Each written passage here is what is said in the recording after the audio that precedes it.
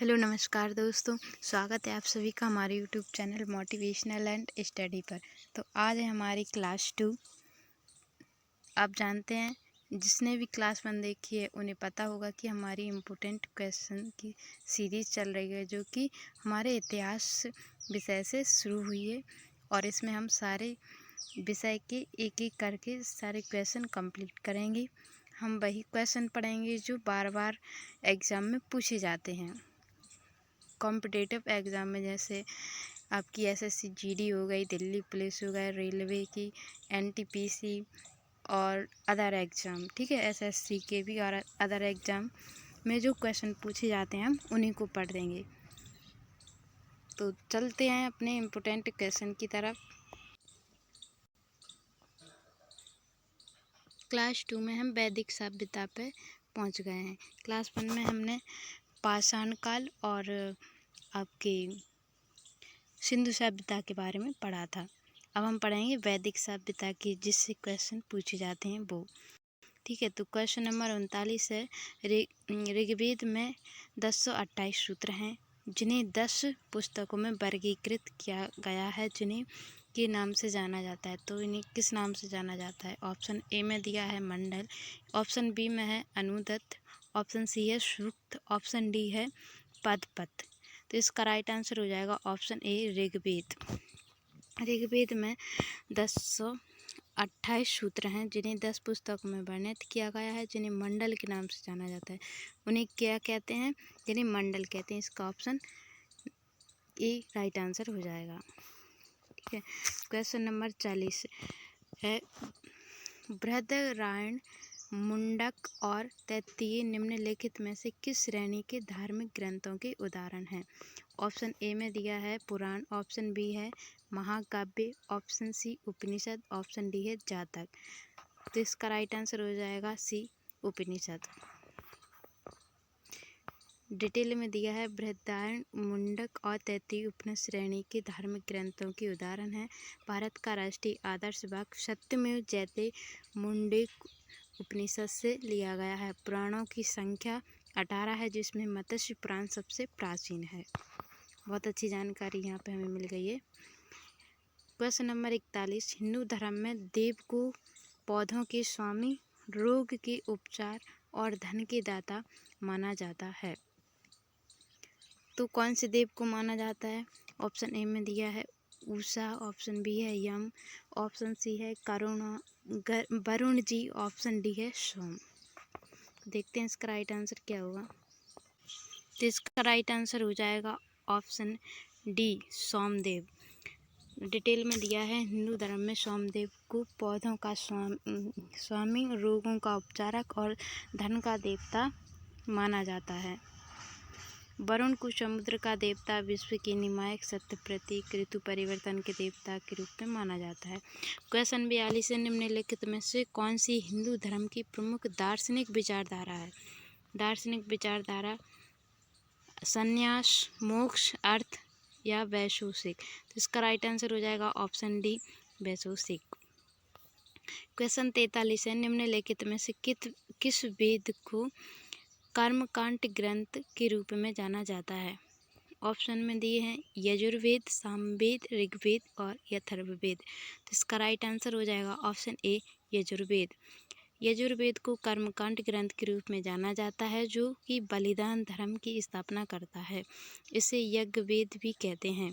इसके पाठकर्ता को, जो इसे पढ़ता है, उसे क्या कहते हैं? अध्वर्यु कहा जाता है। इसमें यज्ञों के नियम, विधि विधान, संकल्प, बलिदान विधि का वर्णन मिलता है। और ये एक ऐसा वेद है जो गद्य और पद्य दोनों में ही है। कौन सा? यजुर्वेद गद्य और पद्य दोनों में है। एग्जाम में पूछ सकता है आपसे। जबकि ऋचाओं के क्रमबद्ध ज्ञान संग्रह को ऋग्वेद कहा जाता है। इसमें 10 मंडल, 1028 सूत्र, लगभग 10,600 ऋचाएँ हैं। इसके ऋचाओं को पढ़ने वाले ऋषि को होत्र कहते हैं।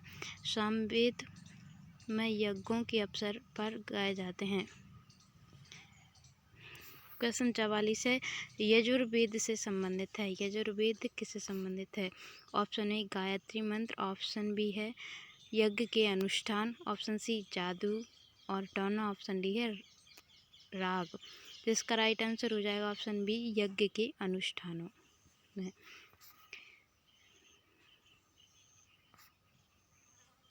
ठीक है, और डिटेल में दिया है यजुर्वेद का संबंध यज्ञ के अनुष्ठान तथा मंत्रों के संग्रह से है। 4 वेद ऋग्वेद, सामवेद, यजुर्वेद, अर्थवेद और यजुर्वेद तीसरा वेद है। यजुर्वेद की 2 शाखाएं हैं, कृष्ण यजुर्वेद तथा शुक्ल यजुर्वेद। क्वेश्चन 45, यजुर्वेद की कितनी शाखाएं हैं? तो यजुर्वेद की 2 शाखाएं हैं, अभी हमने पढ़ा है। क्वेश्चन 46 है, वैदिक ग्रंथों के अनुसार संग्रहित्री का क्या अर्थ होता है? कोशाक्ष, खंचाची, सारथी, कर संग्राहक, शरण। तो इसका राइट आंसर हो जाएगा ऑप्शन ए, कोशाक्ष खंचाची।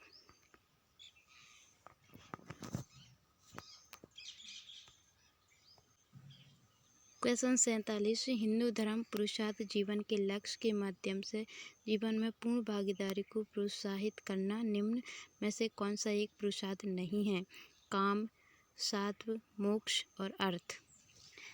तो इसका राइट आंसर हो जाएगा ऑप्शन बी, सात्व नहीं है, बाकी सबरे हैं। क्वेश्चन 48 है, निम्न में से कौन सा ग्रंथ वैदिक साहित्य का हिस्सा नहीं है? ए में दिया है ब्राह्मण ग्रंथ, बी में आरण्य, सी है पीटक और डी है उपनिषद। पीटक नहीं है, बाकी सारे हैं। इसका राइट आंसर हो जाएगा सी, पीटक। देखो, वेद हिंदू धर्म के आधारभूत ग्रंथ हैं जिनकी संख्या कितनी है? 4। यजुर्वेद, सामवेद, अथर्ववेद और ऋग्वेद।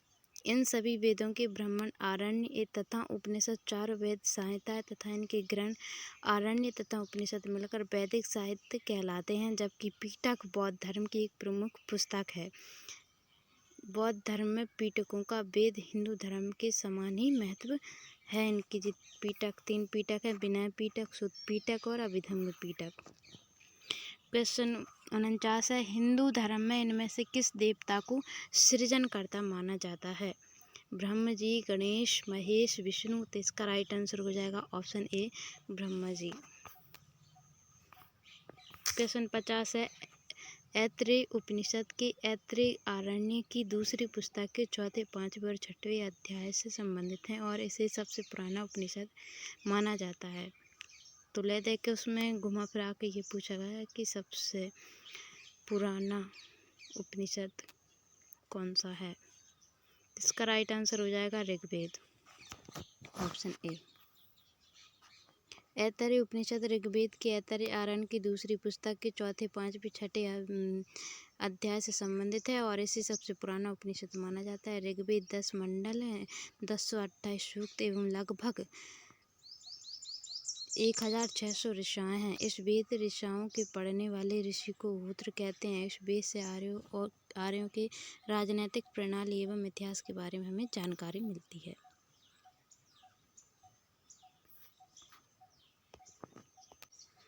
क्वेश्चन 51 है, ऋग्वेद 4 वेदों में से पवित्रतम वेद है जिसमें 1600 ऋचाओं के सूक्तों के 10 अध्याय, जिन्हें मंडल कहा जाता है, शामिल हैं।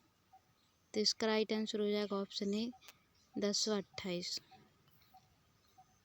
क्वेश्चन 52 है, किस वेद में ऋचाओं की संख्या सबसे अधिक है? सामवेद, अथर्ववेद, यजुर्वेद और ऋग्वेद। तो इसका राइट आंसर हो जाएगा ऑप्शन सी, ऋग्वेद। क्वेश्चन 53 है, निम्नलिखित में से कौन सा चारों वेदों में से सबसे पुराना और सबसे बड़ा वेद कौन सा है?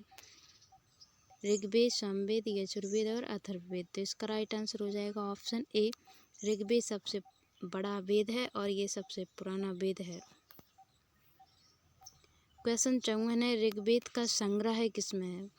ऑप्शन में दिए 1028 सूक्तियों में। तो इसका राइट आंसर 1028 सूक्ति हो जाएगा। क्वेश्चन 55 है, प्रारंभिक हिंदू दर्शन में जीवन के कितने चरण निर्धारित किए गए हैं? तो जीवन के कितने चरण निर्धारित किए गए हैं? ऑप्शन में दिए 2, 3, 4, 5। तो इसका राइट आंसर हो जाएगा ऑप्शन सी, 4।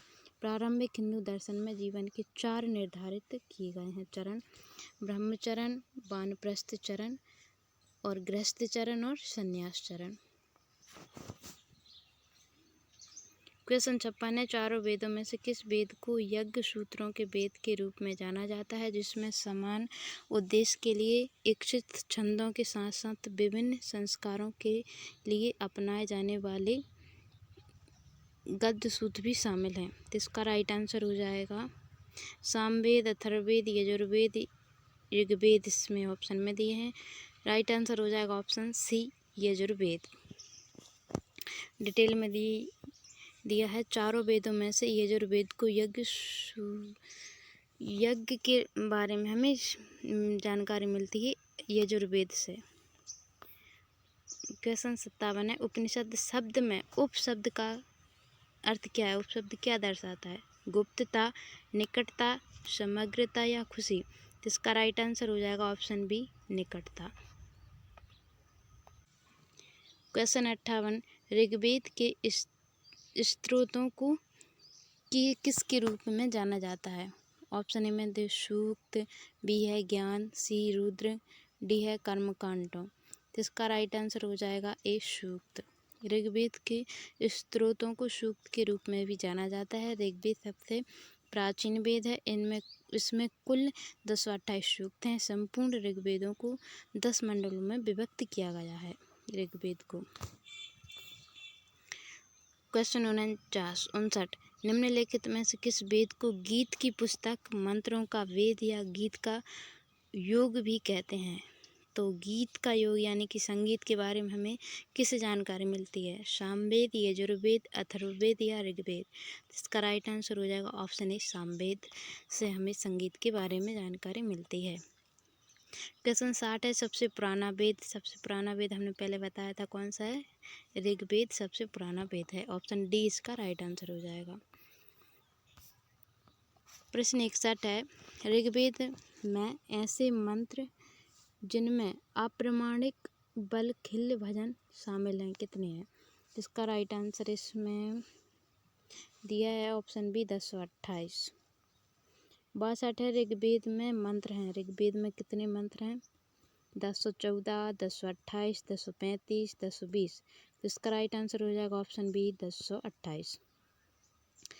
क्वेश्चन 63 है, वेदों का इनमें से कौन सा अंग जटिल शब्दों के अर्थ एवं व्याख्या के लिए प्रसिद्ध है?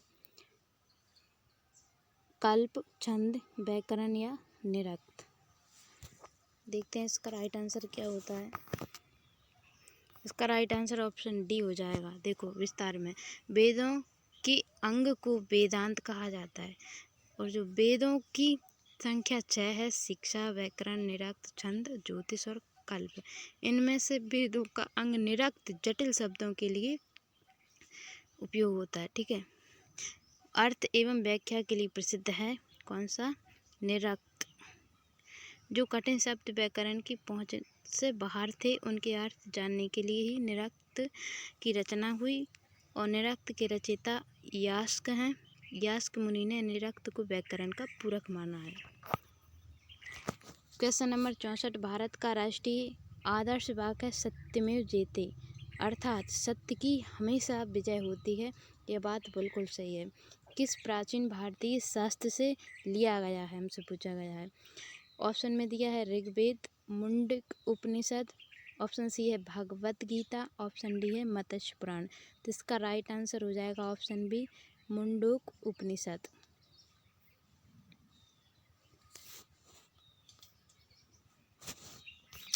क्वेश्चन 65, धनुर्वेद यजुर्वेद का उपवेद है। इसका संबंध निम्न में से किससे है? चिकित्सा से, वास्तुकला से, कला एवं संगीत से या फिर युद्ध कौशल से? तो इसका राइट आंसर हो जाएगा ऑप्शन डी, युद्ध कौशल से। क्वेश्चन 66, निम्न में से किस वेद में संगीत से संबंधित जानकारी हमें मिलती है, ज्ञान संग्रहित है? तो ऑप्शन सी इसका राइट आंसर हो जाएगा, सामवेद। हमने पहले पढ़ा था इसे, है ना। प्रश्न 67 है, वेदों को इंडो आर्यन सभ्यता का सर्वप्रथम साहित्यिक अभिलेख माना जाता है। इसमें शामिल 4 वेदों के नाम ऋग्वेद, सामवेद, यजुर्वेद और कौन सा वेद आएगा? अथर्ववेद। ऑप्शन ए इसका राइट आंसर हो जाएगा। प्रश्न 68, मुंडक उपनिषद किससे संबंधित है? सामवेद, अथर्ववेद, यजुर्वेद या डी है ऋग्वेद। इसका राइट आंसर ऑप्शन बी हो जाएगा। मुंडक उपनिषद अथर्ववेद की शाखा का उपनिषद है। इस उपनिषद में 3 मुंडक हैं। प्रत्येक मुंडक के 2-2 खंड हैं तथा कुल 64 मंत्र हैं। मुंडक उपनिषद को मंदे उपनिषद के नाम से भी जाना जाता है। भारत के राष्ट्रीय प्रतीक में अंकित सत्यमेव जयते शब्द भी मुंडक उपनिषद से लिया गया है। क्वेश्चन 69, भारत की वैदिक काल अवधि कब से कब तक है? 1500 से 500 BC। ऑप्शन बी है 336 टू 323 BC। ऑप्शन सी है 3000 टू 2600 BC। ऑप्शन डी है 550 टू 323 BC। तो इसका राइट आंसर ऑप्शन ए हो जाएगा 1500 टू 500 BC। सिंधु सभ्यता के पतन के बाद जो नवीन संस्कृति प्रकाश में आई उसके विषय में हमें संपूर्ण जानकारी वेदों से मिलती है, इसलिए इस काल को हम वैदिक काल के नाम से जानते हैं और इसका समय सीमा 1500 से 500 ईसा पूर्व तक है।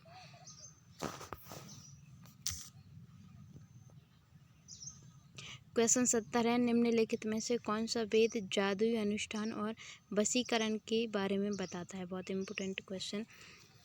ऑप्शन ए में दिया है अथर्ववेद, सामवेद, यजुर्वेद और ऋग्वेद। ऑप्शन ए इसका राइट आंसर हो जाएगा अथर्ववेद। इसके बारे में जानकारी दी यहाँ पे पढ़ लेना। देखो, अथर्ववेद को ब्रह्मवेद भी कहा जाता है अथवा ऋषि के नाम से भी जाना जाता है। इस वेद का नाम अथर्ववेद पड़ा। इस वेद की रचना सबसे बाद में हुई। इसमें 20 अध्याय हैं। सब पूछ ले कि सबसे नया वेद कौन सा है? अथर्ववेद सबसे पीछे इसकी रचना हुई थी। 20 अध्याय हैं और सूक्ति हैं 5988 मंत्र हैं। इसमें वशीकरण, जादू टोना, भूत प्रेत, औषधि से संबंधित हमें मंत्रों का वर्णन मिलता है और काशी का प्राचीनतम उल्लेख अथर्ववेद में ही शामिल है।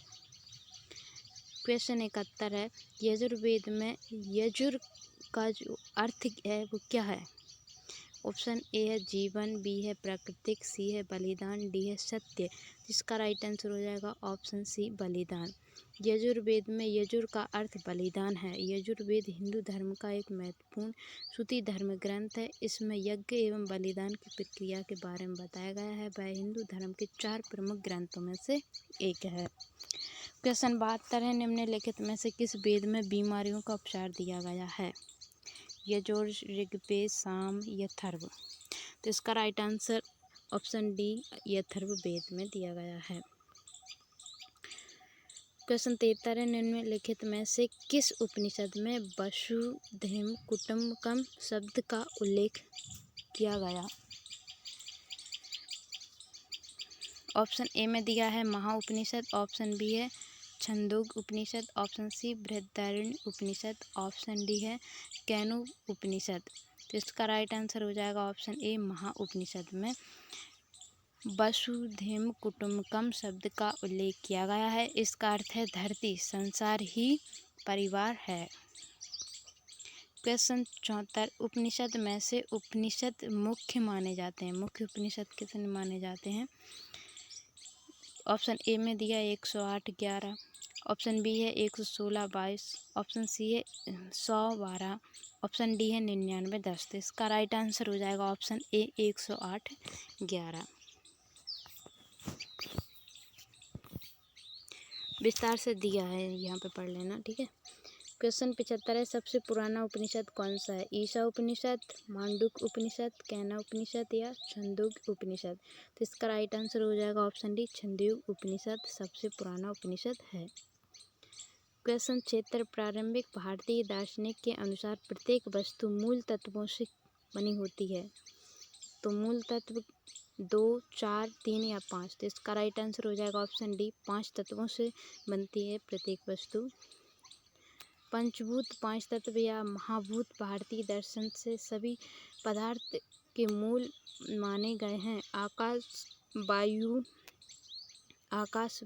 अग्नि, जल और पृथ्वी, ये 5 महाभूत माने गए हैं जिनसे सृष्टि का प्रत्येक पदार्थ बना है। इनसे बने पदार्थ जड़ होते हैं। सजीव बनने के लिए उनको आत्मा चाहिए। आत्मा को वैदिक साहित्य में पुरुष कहा जाता है। सांख्य दर्शन प्रकृति इन्हीं पंचभूतों से बना माना गया है। क्वेश्चन 77 है, कठोप उपनिषद में नचिकेता नामक एक किशोर और देवता के बीच हुई बातचीत दर्ज है। निम्नलिखित में से कौन सा देवता नचिकेता से बात कर रहा है? ऑप्शन ए में दिया है भगवान यम, भगवान शिव, सी है भगवान इंद्र, डी है भगवान कार्तिकेय। तो इसका राइट आंसर हो जाएगा ऑप्शन ए, भगवान यम। कठोप उपनिषद में नचिकेता एवं देवता यम के मध्य में हुई बातचीत संवाद दर्ज है। यह कृष्ण यजुर्वेद शाखा का उपनिषद है। इस उपनिषद के रचयिता कठ नामक आचार्य जी हैं। अब यहाँ पे आ गए महाजनपद काल। महाजनपद काल में कितने महाजनपद हुए थे? 16 महाजनपद हुए थे और उनकी राजधानी भी पूछ लेते हैं यहाँ पे। तो हम इससे क्वेश्चन और देख ले रहे हैं, ठीक है। फिर कल हम बौद्ध धर्म और जैन धर्म के बारे में पढ़ेंगे, ठीक। क्वेश्चन 78 है, निम्नलिखित विकल्पों में से गलत जोड़ी का चयन करना है हमें। चंद्रगुप्त मौर्य गुप्त काल देखो चंद्रगुप्त मौर्य वंश से संबंधित थे। ऑप्शन बी है बिम्बिसार गुप्त से, और ऑप्शन सी राजा चोल से, ऑप्शन डी है कनिष्क कृषाण। तो इसका राइट आंसर हो जाएगा ऑप्शन बी, बिम्बिसार गुप्त काल से संबंधित नहीं थे। तो चंद्रगुप्त हैं वो मौर्य से संबंधित थे, राजा चोल से, और कनिष्क कुषाण वंश से संबंधित थे।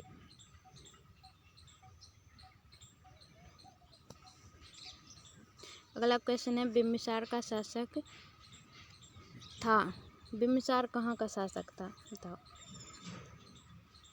मगध का, मथुरा, गांधार, तक्षशिला। तो इसका राइट आंसर हो जाएगा ऑप्शन ए, बिम्बिसार मगध का शासक था।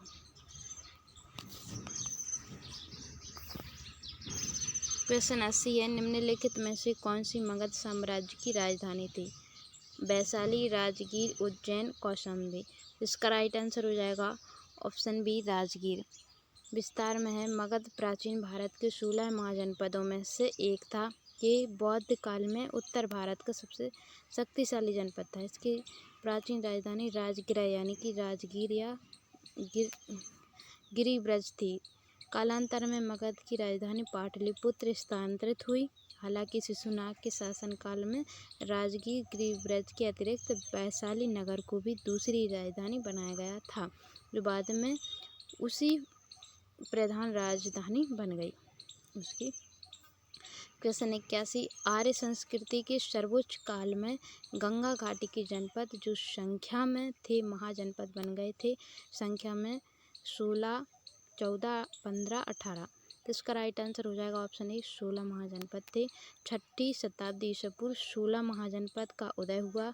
ये 16 महाजनपद पूर्व में आर्य संस्कृति के सर्वोच्च काल में गंगा घाटी के 16 जनपद थे। इन 16 जनपदों का उल्लेख बौद्ध ग्रंथ के अगुंतन निकाय तथा जैन ग्रंथ के भगवती सूत्र से मिलता है। इन 16 महाजनपदों में मगध, गिरिब्रज, वश्य, कौशाम्बी, कौशल, श्रावस्ती एवं अवंतिका, जिसकी राजधानी उज्जैन, सर्वाधिक प्रसिद्ध थे।